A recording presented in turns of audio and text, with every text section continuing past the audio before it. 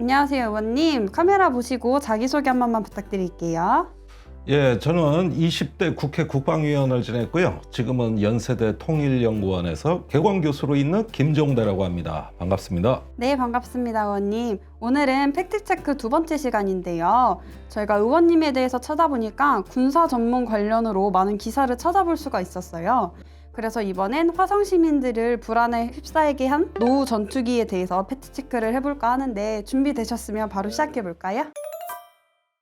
자, 이 한국 공군의 노후 전투기 문제가 굉장히 심각합니다. 우리가 흔히 노후 전투기라고 할 때는 기령이 30년 이상 경과한 아주 오래된 전투기를 말하는 건데, 한국 공군이 갖고 있는 80여 대 전투기는 F4, F5 1970년대부터 도입이 시작됐기 때문에 거의 50년 가까이 된 정말 있어서는 안 될 비행기죠. 이건 과거에 미군이 베트남 전쟁에서 주로 사용했던 무기체계입니다. 지금 한국 공군의 430대 전투기 중에 약 80대, 20%가 넘는 이런 어떤 상당한 수량이기 때문에 우리 공군에서도 오래된 전투기 유지에 많은 비용을 써야 하고 무엇보다도 아주 위험합니다. 공군에게도 불안한 하나의 자산이 아니라 짐이고 시민에게도 공포를 줄 수 있는 유사시의 무기체계로서 성능 발휘가 의문시되는 매우 낡은 전투기라고 할 수 있습니다. 네, 그래서 제 생각엔 이제 추락 사고도 종종 일어나는 것 같은데요. 혹시 그러한 노후된 전투기를 무리하게 운용하고 있는 이유가 있을까요? 그 노후 전투기를 운용하는 이유는 몇 가지로 좀 나눠볼 수가 있겠는데, 우선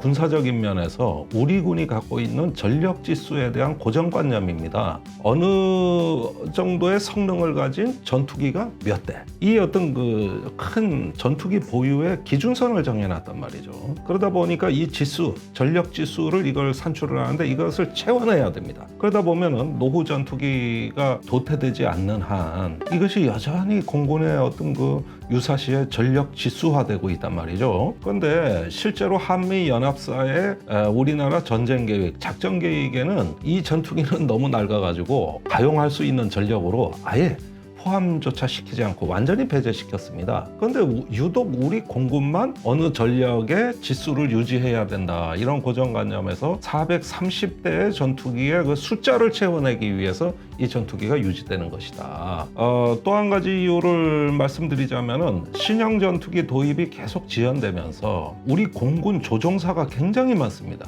1년에 한 270명 정도 공군 사관학교에서 장교로 인간이 되는 조종사들이 있는데, 이 숫자를 유지하려니 평소에 훈련도 시켜야 되고, 훈련을 하려면 실제 전투기에 탑승도 해봐야 되고, 그러니까 이 조직을 유지하고 관리하는데 많은 전투기가 필요하다. 이래서 노후 전투기를 또 운영하고 있거든요. 그리고 전국 각지에 산계해 있는 군 공항에서도 어느 정도 전력이 있어야 되기 때문에 또 이 노후 전투기가 그대로 유지되고 있습니다. 그리고 공군은 이걸 또 성능 개량을 하고 노후된 그 기체 기고를 보강해가지고 수명을 계속 연장하고 있어요.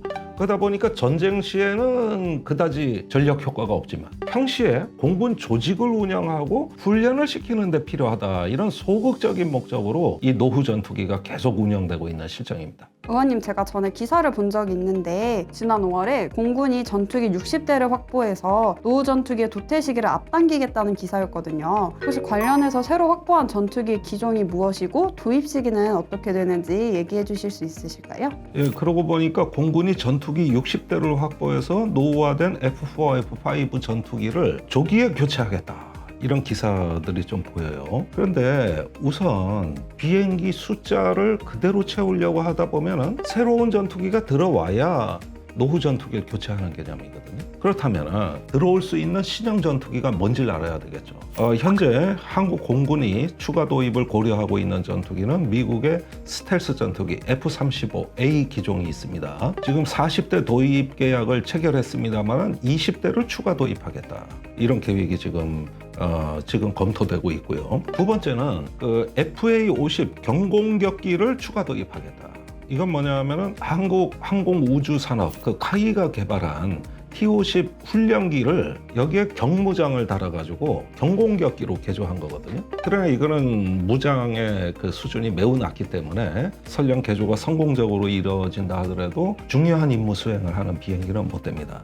그리고 마지막에 믿을 수 있는 주력 전투기로 국산 KF-21 일명 보라매 전투기가 현재 체계 개발 중에 있습니다. 이것이 25년까지 체계 개발을 완료하고 그 다음에 양산, 대량 생산을 해가지고 한국 공군에 보급하겠다 그러는데 보통 전투기 개발은 아주 시간이 많이 걸립니다. 물론 지금 체계 개발이 착수됐지만 그것이 언제쯤 야전에 실전에 배치될 수 있는 양산의 어떤 체제를 갖출 수 있느냐는 조금 더 두고 봐야 되겠습니다. 의원님, 그럼 혹시 노후 전투기를 도태시키지 않으면 어떠한 일이 발생할까요? 네, 지금 F5, F4는 부품이 단종이 되어 있습니다. 구할 수가 없어요. 이미 미군에서 안 쓰는 비행기입니다. 따라서 이 전투기의 운영 유지를 위해서는 한 전투기의 부품을 뜯어서 그걸 다른 전투기에 끼워 넣는 거예요. 이거를 카니발리제이션, 군사용어로 동류전환이라고 합니다. 이 동류전환에 들어간 전투기는 이미 정비가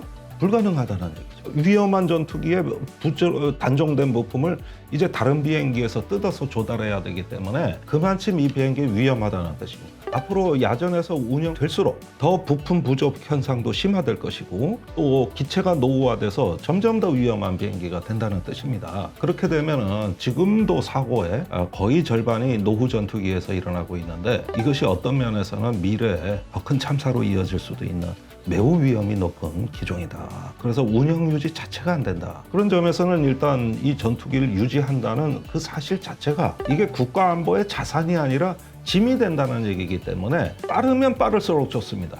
도태시켜야 됩니다.